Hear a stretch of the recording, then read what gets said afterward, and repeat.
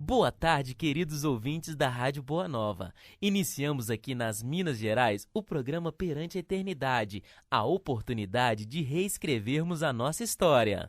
Na nossa série de programas de férias, nós iremos repassar as palestras preferidas do médium e psicólogo Jairo Avelar, que foram gravadas no Seminário de Carnaval e que teve o tema A Visão Espírita sobre o Superego, o Ego e o Id.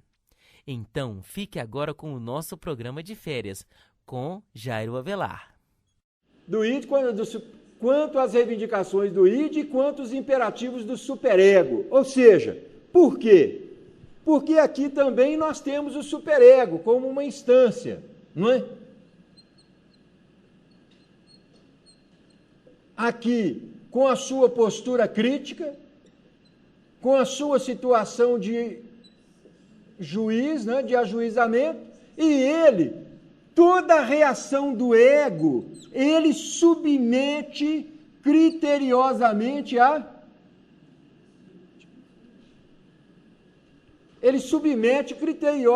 crítica. E aí você vai ver assim, você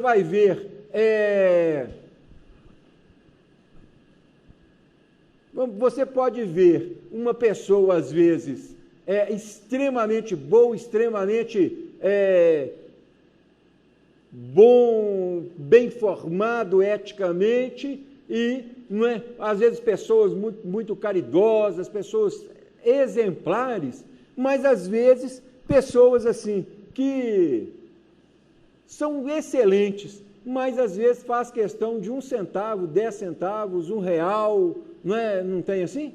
Tem 1 centavo, R$1, não é? Por quê? Porque na realidade eles têm um crescimento muito grande, mas na área financeira eles não têm crítica. Eles ainda não têm crítica. Então é um negócio... Não é? Então são coisas que a gente pega, por isso que nós temos que ter muito cuidado em julgar as pessoas, não é? E temos que ter muito cuidado, não é, em nos avaliar, não é? Porque essas avaliações elas são um pouco complexas. Bom, do ponto de vista dinâmico, o ego representa no conflito neurótico o polo defensivo da personalidade. Põe em jogo uma série de mecanismos de defesa, motivados pela percepção de um afeto desagradável, uma angústia. Quer dizer, isso fica muito claro quando nós trouxemos o caso dessa menina, não é? Por quê? Ele representa um conflito, representa ali no conflito neurótico o polo defensivo. Por quê? Quando nessa neurose dela, não é? Naquela situação ali, ela exercia uma defesa de quê? Uma defesa para que as coisas que aconteceram lá atrás não acontecessem hoje.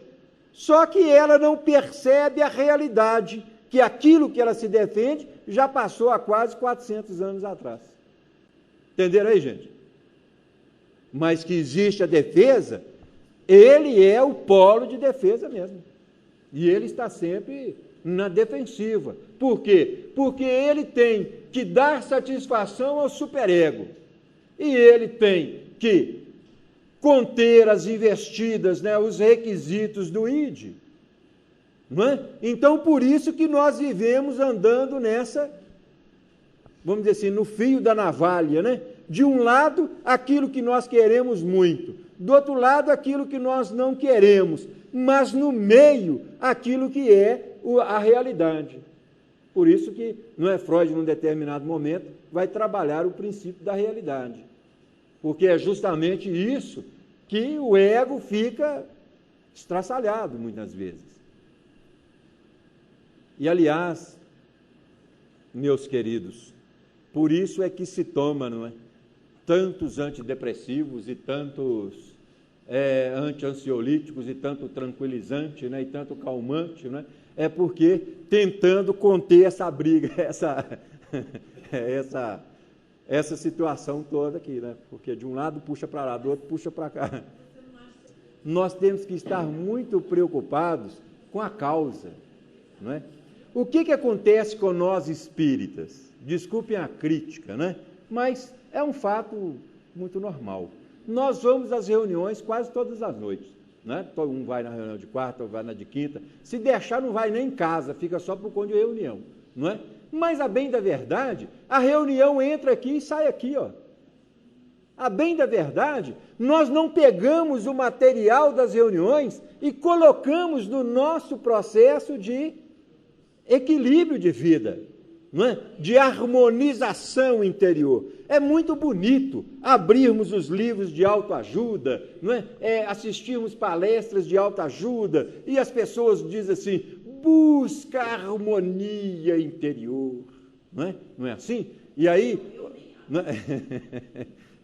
é? Eu também não. Mas as pessoas dizem assim, busca harmonia interior, porque a harmonia, né? E aí fica todo mundo harmônico, né? Fica todo mundo lá, não é? E aí as pessoas assim, olha, mas como mestre que busca a harmonia interior? Aí ele fala assim, olha, busca o alto de uma montanha, saiam nos grupos e vamos fazer meditação, não é? E aí as pessoas ficam fazendo meditação no serviço, no quarto, no banheiro, em cima das montanhas, e meditação. Sabe por quê? Porque é muito mais fácil, não é? Andar com essas desculpas, com essas máscaras, do que, na realidade, conciliar os mecanismos internos do ser. Não é? É muito mais fácil. É muito mais fácil você ir lá no terreiro, pagar para fazer um trabalho lá, ó, minha filha está bem difícil, dá nela uma acalmada lá, quanto que é? Pá, então pá, não é? Ou então, você vai lá na igreja, entrega a responsabilidade para o padre, para o psicólogo, para o psiquiatra, para o neurologista, não é? Para o santo, não é? Hoje nós estamos transferindo responsabilidade, transfere para um, transfere para outro, mas eu, por exemplo, gente, eu já assisti reuniões públicas, reuniões maravilhosas, né, de estudo do Evangelho, assim, que eu lembro até hoje com pessoas que eu sou extremamente agradecido a eles. Mas, hoje eu fico pensando assim, gente, como eu poderia ter aproveitado melhor?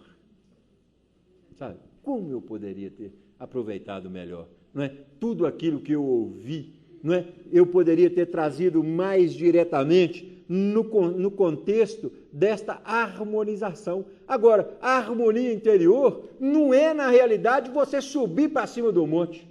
Aliás, a coisa mais fácil que existe é ser monge no Tibete. Não tem IPTU, não tem conta d'água. No Tibete não tem IPTU, não tem Copasa, não tem CEMIG, não é? Não tem cartão de crédito para pagar, não tem colégio para pagar, não tem... É fácil demais, você fala assim, aleluia, é muito fácil. Agora eu quero ver você ser monge, né? Recebendo hoje a conta do IPTU, amanhã a conta de não sei o quê, a conta de não sei o quê, e a professora liga, tem que ir lá para conversar porque o filho está matando aula, e porque o menino não quer estudar, e o menino rasgou o colégio. Aí é que eu quero ver o monge, não é? Por quê? O grande desafio não é subir o morro, aliás, é descer.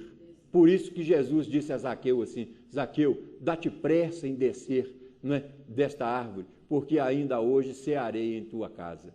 E Jesus tem falado conosco, dá-te pressa em descer de si mesmo, não é, que ainda hoje cearei em tua casa, mas nós não estamos sabendo nem aonde está a nossa casa. Existe uma confusão. Então, o grande desafio é esse processo de harmonização aqui, né? Que é um processo que nós temos que buscar urgentemente trabalhar, porque para evitar, gente, tomar tanto remédio. Por isso que já se dizia, Hipócrates, né? Já lá dizia, mente são, corpo são, não é? Porque o corpo é o produto desse embate ali, ó. Vamos continuar. Do ponto de vista histórico, o conceito tópico do ego é o resultado de uma noção constantemente presente em Freud, desde as origens do seu pensamento. Por quê? Porque Freud, ele observava essa desarticulação humana, essa desarticulação do ser. E isso não podia estar simplesmente explicado através de inconsciente, superinconsciente, pré-consciente e consciente. Por quê? Ficaria muito pequeno, não é, para nós entendermos isso. Então, era necessário que ele pudesse interagir estas instâncias. Por isso que, na realidade, nós vamos chamar de aparelho psíquico, não é? Com as suas instâncias, o ego, o superego e o id. Ou seja, são áreas, não é, de um mesmo aparelho que interagem entre si e que provocam, não é, e que dentro desta interação vai provocar reações. Como as nossas questões ainda são complicadas, provocam reações complicadas. Mas Freud percebeu isso desde 1895, 1900, ele já buscava saída, não é, para toda essa desarticulação. Então vamos lá. Vamos falar dessa teoria psicanalítica, não é? Então, ela procura explicar a gênese do ego em dois registros relativamente heterogêneos. O aparelho adaptador, diferenciado a partir do id, em contato com a realidade exterior. Ora,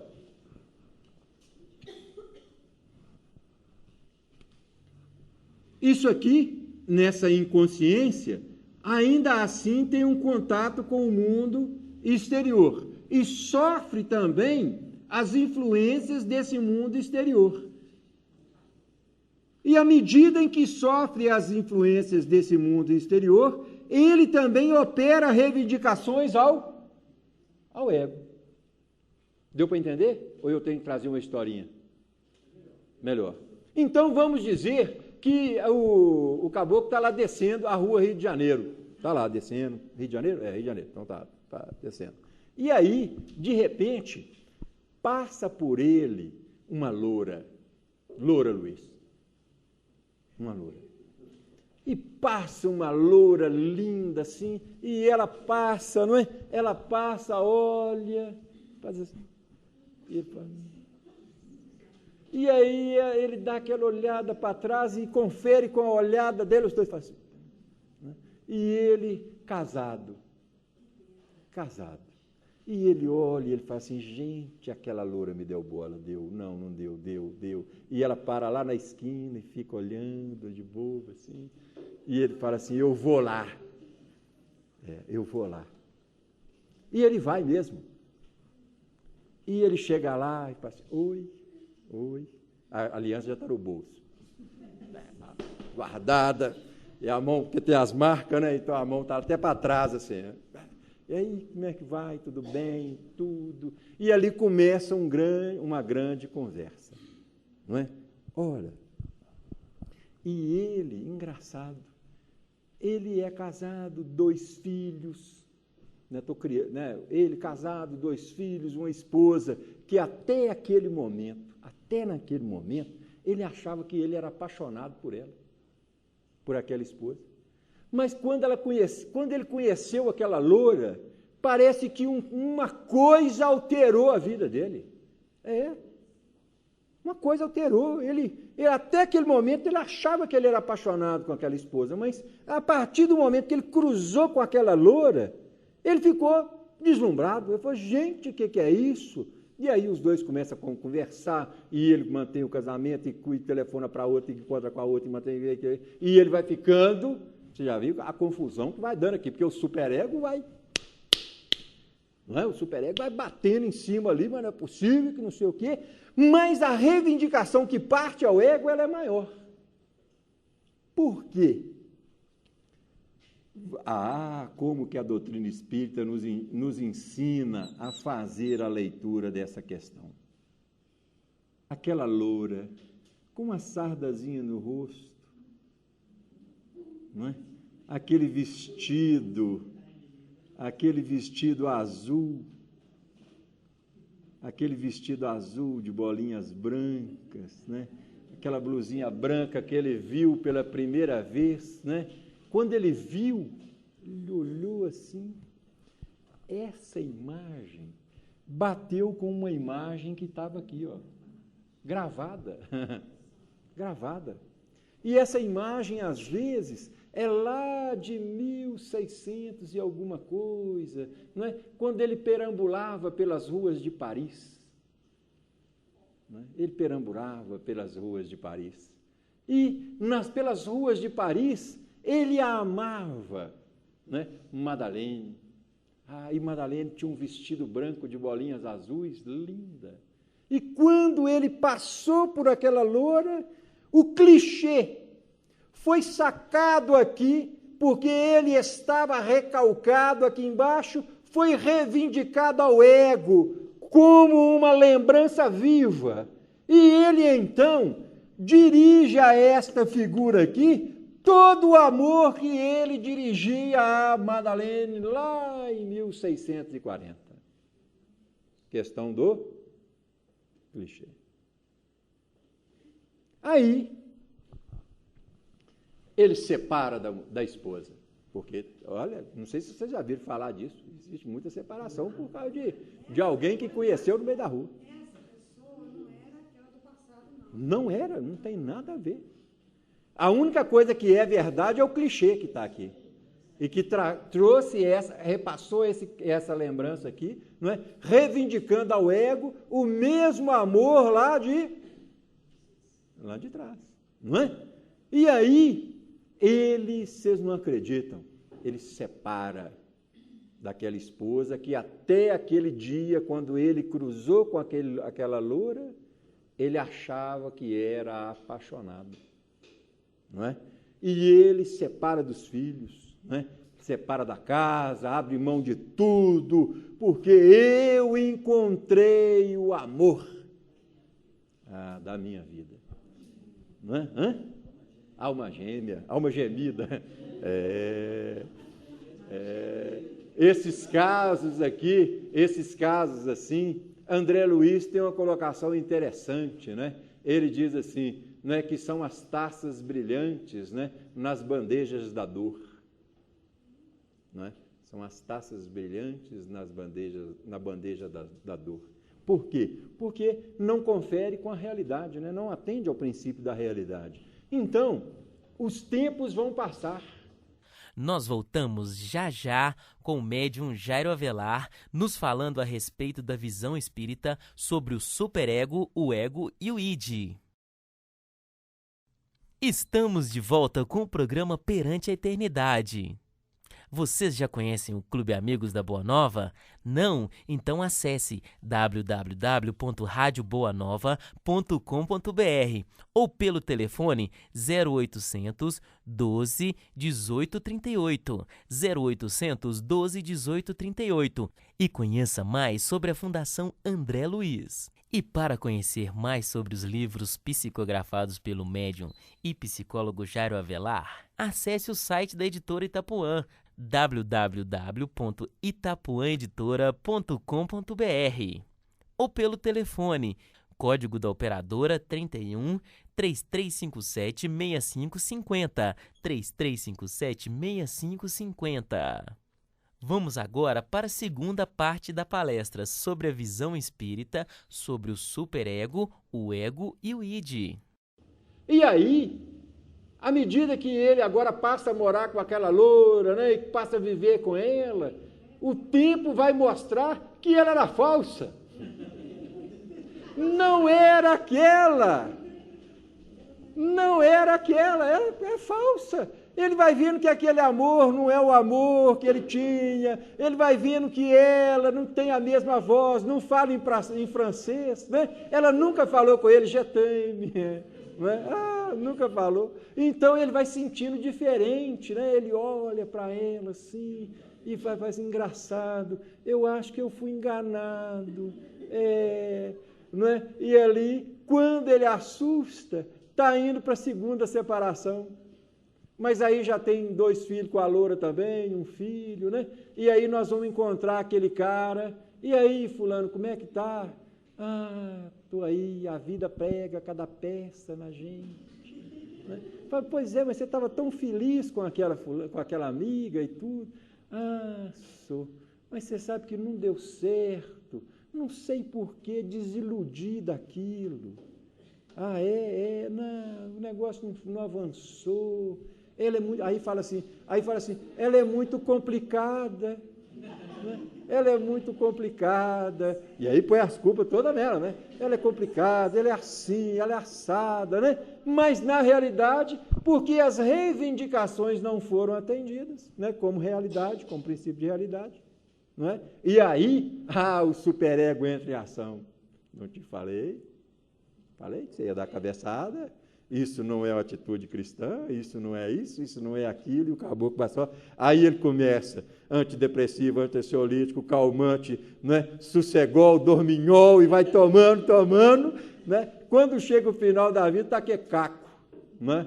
De tanto remédio que visava simplesmente corrigir alguns enganos. Né? Bom, produtos de identificação. Gente, eu não sei assim, se eu não quero forçar as coisas, mas eu não sei se está dando para vocês perceberem como que a doutrina espírita clareia as coisas. Sabe? Como que você, quando você vê as coisas sobre a ótica espírita, você passa até a amar mais o marido, não é? Você passa, não é? Passa a amar mais a esposa, não é? Porque você vê que o clichê é real, não é? E o clichê é real. Oi? Uhum. Materialista. Então, se ele tivesse tido noções, as noções do doutrina espírita, ele teria ido muito mais longe. Teria, sem dúvida alguma. Porque Jung foi mais longe dele. E Jung foi um pouco mais longe, né? Um pouco mais longe. E Jung, ele é muito grande na questão da interpretação dos signos, né? Dos sonhos, não é?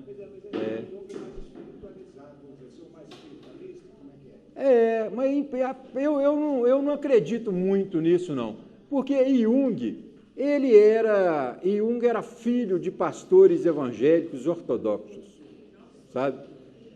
E Jung, ele vê a questão dos sonhos, ele vê a questão dos símbolos, mas ele também vê as coisas de uma situação muito material, sabe? Tanto um dos grandes livros de Jung é Tipos Psicológicos, né? Que ele fala da introversão e da extroversão. Mas ele vê essa questão dos tipos psicológicos muito materialmente, que se ele visse por uma ótica mais espiritualizada, mais aprofundada, ele teria dado um show. Né? Ele teria dado um show. Mas o que a gente entende é que estas pessoas não vieram para isso. Elas vieram para dar um passo científico, né? E para que a gente depois pudesse... Né? Agora que isso, vem outros, né? Vem outros que vão dando outros passos. Oi? Veja bem, nós estamos pegando uma carona nos conceitos, em vários conceitos, né, que ele trouxe. Né? Agora, nós estamos dilatando esses conceitos. Né? E isso, agora, se nós não tivéssemos esses conceitos disponíveis, talvez nós não estaríamos levando as coisas da maneira que são. E a segunda das três instâncias, o id, o ego e o superego, é corrente em psicanálise admitir que a noção de ego só se teria revestido de um sentido estritamente psicanalítico, técnico, após aquilo que se chamou a virada de 1920. Ou seja, por quê? Porque há nesta virada, uma planificação do ego, Freud investe mesmo todos os estudos que ele tem, e ele começa a ter a grande percepção, que ele começa a perceber que o ego também tinha as suas faixas inconscientes e ele teria também as suas faixas conscientes. Isso aqui é uma coisa interessante para nós entendermos esse processo. Por quê? Na primeira tópica, isso aqui, pré-consciente, consciente, inconsciente, isso aqui era um campo restrito.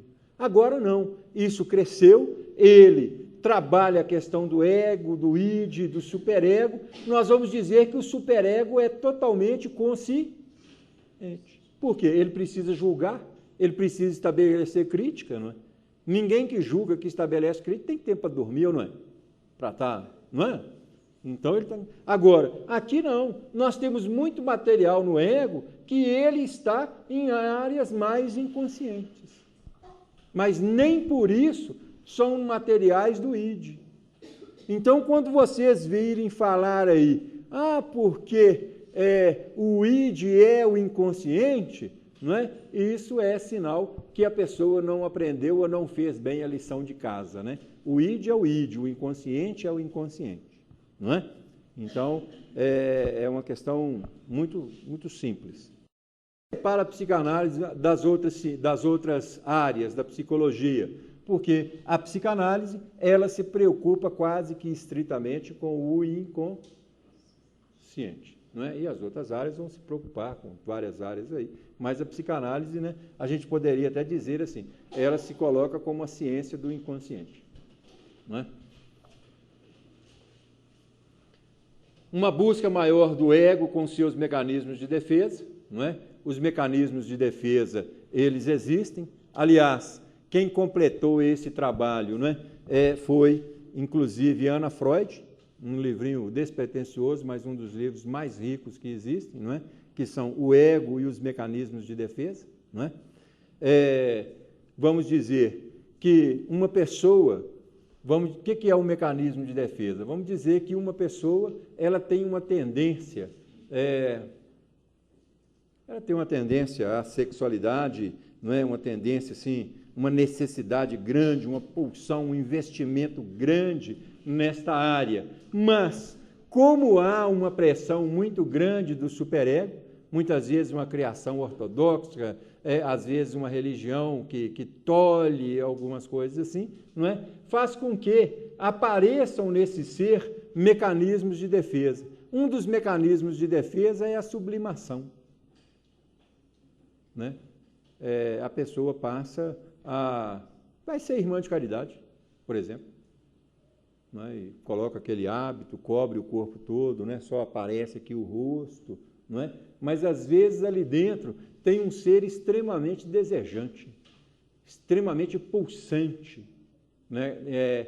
Com a sexualidade. Mas aquele hábito, ele faz parte, não é? Aquele processo ali faz parte desse mecanismo de defesa.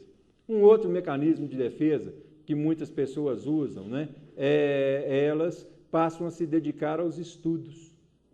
Estuda, né, enquanto jovem ali, mocinha, e vai estudando, para que não tenha tempo de pensar em outra coisa que não seja estudo. Desliga da outra. Aí você poderia até fazer um gancho, né, com a neuro... Esqueci o nome agora. Daqui a pouco eu lembro e volto a falar com vocês. Esqueci o lance. Bom, uma busca menor para a elucidação dos conteúdos do inconsciente, leituras mais aprofundadas, né, do projeto para uma psicologia científica. Aliás, essa questão, uma psicologia científica, foi a grande proposta, não é? A psicologia, ela deve a todo momento ser trabalhada como ciência e não como axiologia, né? Esse negócio de psicólogo, ficar aí receitando floral, receitando essas medicações aí essas medicações paralelas aí, psicólogo ficar metido em reiki, ficar metido em massagem, ficar metido em isso e aquilo, não é? Isso não é objeto da psicologia. O objeto da psicologia é a escuta, não é? É você realmente ouvir, não é? Oi. O mecanismo de defesa, geralmente, eles têm, né? Esses mecanismos de defesa, geralmente, eles formam um núcleo neurótico. Geralmente, eles formam um núcleo neurótico. Né? Eu conheci uma pessoa, né, que ela estava separando, por quê? porque o marido não podia entrar em casa calçado, né? E nem nada, tinha que tirar o sapato, né? A casa era um brilho, os meninos não podiam entrar dentro de casa correndo, nem nada, né? Aquele excesso de zelo, né? Aquele excesso de zelo. Então, isso era um mecanismo de defesa, não é? Que partiu para um campo neurótico, não é? E essa pessoa, eu lembro assim, quando ela começou a trabalhar esse mecanismo de defesa, o corpo dela encheu de erupções. Ficou assim uma coisa, inclusive, até feia. Por quê? Porque passou, não é, a desafiar as necessidades do ego ali. O ego, ele não dava conta, né? Porque quanto mais o marido ficasse fora de casa, menos ela teria que lidar com ele, né? Ela não dava conta nem dela nem dele. Então, era uma questão, né, complicada.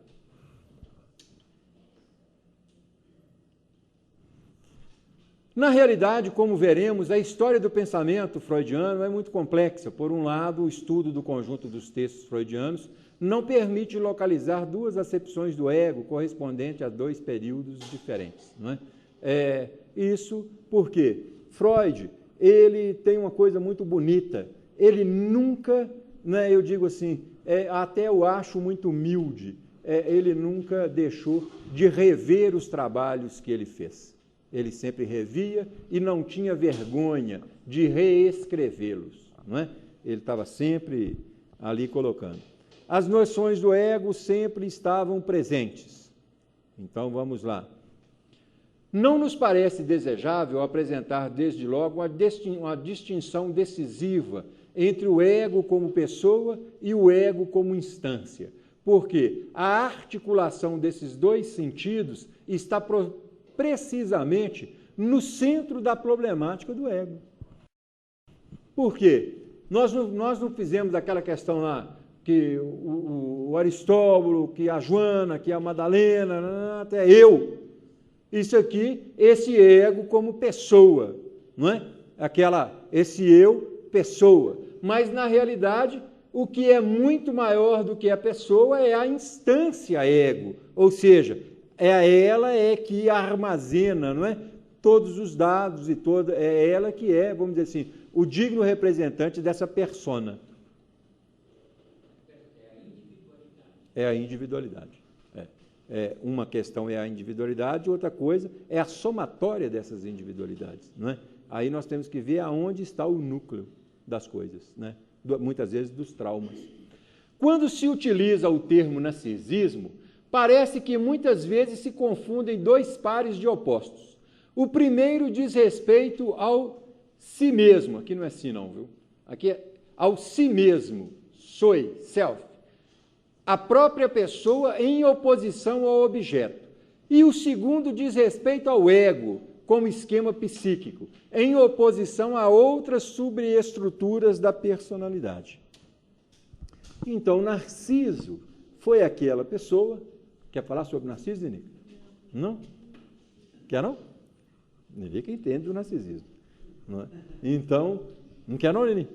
Não.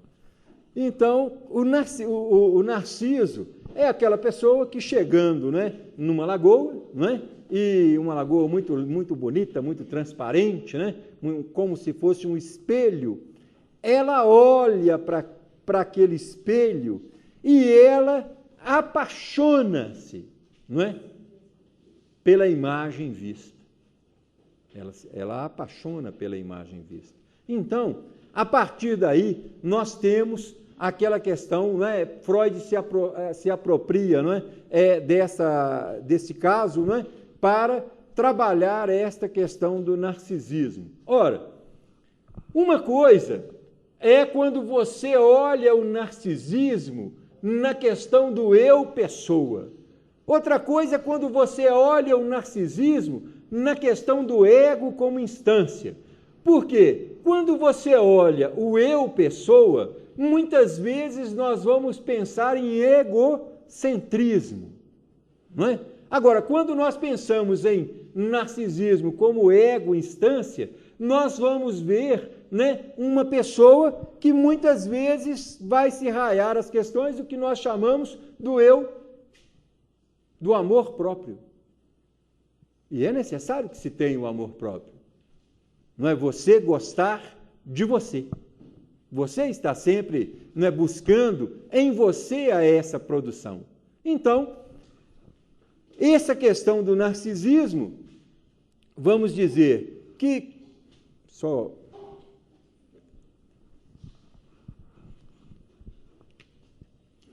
quando você vê, às vezes, no campo do amor próprio,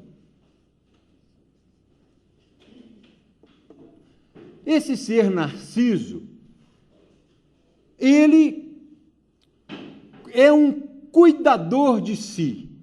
Ele preocupa-se demasiadamente consigo. Ele é um cuidador de si. Mas nem por ser cuidador de si, ele deixa de preocupar com os outros. Tá certo?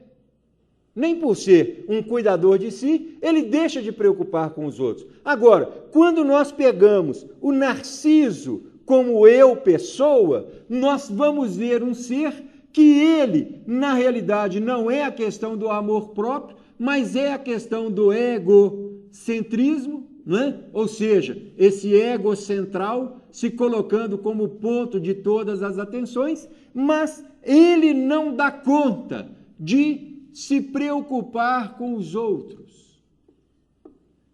Por quê? Toda a preocupação do egocêntrico é ele mesmo. Aliás, vale a pena nós falarmos em outro grande pensador, outro grande vulto, que eu tenho um respeito imenso pelo trabalho dele e procuro estar sempre lendo, que é Jacques Lacan, um francês, sabe? Lacan foi um dos grandes pensadores. À medida em que Freud foi o grande pensador das neuroses, Lacan é o grande nome das psicoses. Lacan tem, assim, trabalhos maravilhosos, não é? E Lacan, ele trabalha esta questão não pela questão do narciso, mas ele fala sobre a imagem do espelho. A imagem do espelho. Então, qual que é o espelho da criança? Os pais, não é? Então, a primeira imagem que a criança tem de si é a imagem projetada, muitas vezes, pela mamãe. Olha a responsabilidade das mães. A primeira imagem que a criança tem de si é, na realidade, a imagem projetada pelas mães. Então, dependendo da imagem projetada, ou seja, dependendo desse espelho, nós vamos ter para frente aí algumas situações um tanto quanto complicadas. E nem por isso, não é? Como pode até ter situações também descomplicadas. Então, vamos ver. Em Freud, nós vamos ver a questão do narciso. Em Lacan, nós vamos ver a questão da imagem do espelho, dessa projeção através dos espelhos. É isso aí, amigos. Estamos chegando ao final de mais um programa.